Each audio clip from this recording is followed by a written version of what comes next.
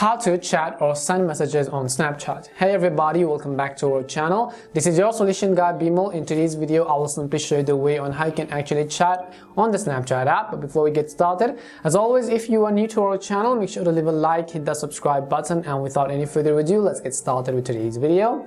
First thing first, simply make sure you have either downloaded or updated the Snapchat app to the latest version. You can do this by heading over to your app store, in the search box typing in Snapchat, and go ahead and either simply download or update the Snapchat app. Once you've done so, now I'm going to go ahead and launch the Snapchat app on my phone. Once you launch the Snapchat app, by default you can see this kind of interface. So what you have to do is, from the bottom left corner you can see this little chat icon. Simply tap on it.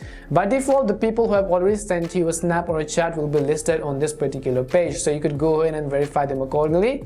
But you also have to understand that in order to send a chat on the Snapchat app, you need to have first added them as a friend, and that person should also need to have added you back. And once you verified all of those steps, if you want to chat with somebody, now you could basically tap on this chat icon at the right hand side of that particular chat.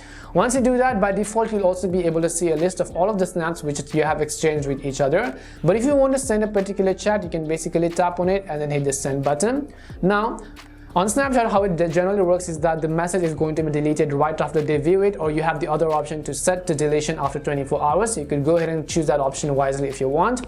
If you actually save this particular chat right over here, it is going to remain here forever until you do not go ahead and then save or unsave and then delete it. But basically this is it. That person is also going to respond to this message, and you will see their no Bitmoji avatar pop up at the bottom left corner.